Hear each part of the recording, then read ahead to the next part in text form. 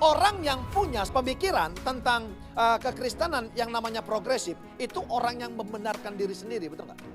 Bukan orang yang dibenarkan dalam hadirat. Kata dibenarkan itu bahasa Yunaninya, saudaraku yang kasih, adalah dikaiosun. Analoginya seperti seseorang yang dibebaskan daripada vonis. Tapi saudara, pembebasan daripada Tuhan, kita dibenarkan Tuhan, itu lebih daripada saudara sekedar amnesti dan grasi yang ada saudara di dunia ini. Perhatikan, berita kesukaan ini menyatakan kepada kita bahwa Allah menyiapkan kita untuk surga, yaitu membenarkan kita di hadiratnya, membenarkan kita di hadiratnya. Jadi saudaraku yang kasih, orang yang layak menduduki surga, saudara orang yang punya iman, yang dibenarkan saudara di dalam hadiratnya, bukan membenarkan diri sendiri. Allah yang menentukan saudara benar atau salah kita. Kita ada 3 proses sampai kita dimuliakan Tuhan. Yang pertama adalah justification. Justification adalah apa saudara? Kita dibenarkan, dikayusun. Yang kedua saudaraku yang kasih, ada namanya sanctification, betul nggak? Kita saudara disucikan, dikuduskan. Baru yang di atasnya kita layak mendapat yang namanya saudaraku yang kasih, glory. Dia menjadi orang yang layak dimuliakan. Makanya bahasa asli kemuliaan itu apa saudara? Kabot dan doksa. Tahu nggak apa artinya saudara? Yaitu berbobot. Jadi tidak ada orang yang menyadari kasih karunia yang tidak menjadi orang yang berbobot. Yang setuju katakan amin. Berikan tepuk tangan yang paling meriah kepada Tuhan. Membenarkan kita di hadiratnya. Apabila kita beriman kepada siapa? Yesus Kristus, dan percaya bahwa ia apa? Haleluya. Ini semata-mata karena iman, sebagaimana tercantum dalam kitab suci, orang-orang yang memperoleh hidup, memperolehnya dengan jalan mempercayai Allah. Iman adalah dasar, bukan konsep.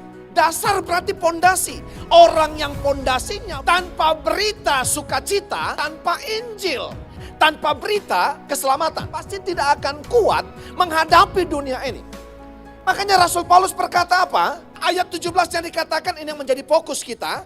Sebab di dalamnya nyata kebenaran Allah yang bertolak dari iman dan memimpin kepada iman. Seperti ada tertulis, orang benar akan hidup oleh iman. Betul nggak? Orang benar akan hidup oleh iman. Iman yang kecil akan membawa jiwamu ke surga. Iman yang besar akan membawa surga kepada jiwamu. A little faith will bring your soul to heaven. A great faith will bring heaven to your soul. Jadi nggak main-main.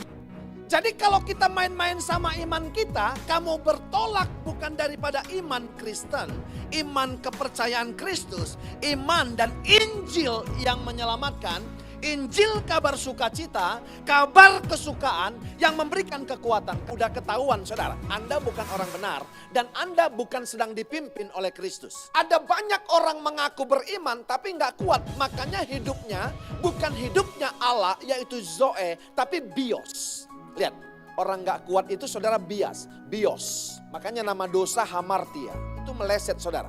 Berita ini adalah cara Allah yang penuh kuasa untuk membawa semua orang ke surga.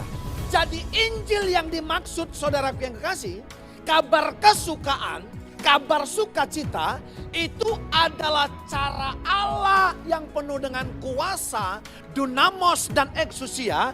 Untuk apa katanya? Membawa semua orang percaya.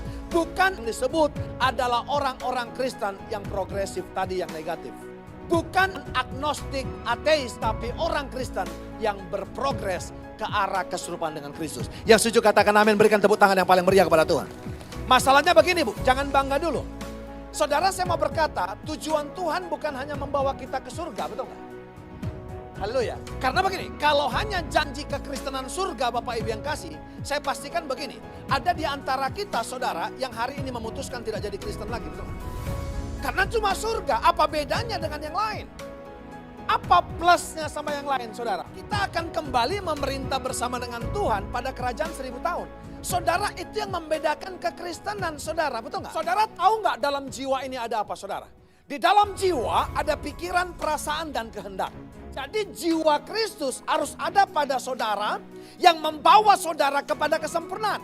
Makanya saudara, kalau kita selaraskan saudaraku yang kasih dengan pikiran dan perasaan Kristus, itulah yang menjadi iman, betul nggak? Makanya Filipi 2 ayat 5 berkata apa? Hendaklah para pendeta, penetua, worship leader, singer dan pemain musik memakai pikiran dan perasaan yang terdapat dalam Kristus Yesus. Gitu nggak ayatnya? Apa dikatakan? Bersama jemaat maupun pendeta hendaklah memakai pikiran dan perasaan Kristus. Jadi jiwa Kristus harus ada pada saudara yang membawa saudara kepada kesempurnaan. Makanya saya tidak merasa malu akan berita kesukaan mengenai Kristus ini. Jadi kalau Anda malu dengan iman Anda, udah ketahuan saudara. Anda bukan orang benar dan Anda bukan sedang dipimpin oleh Kristus.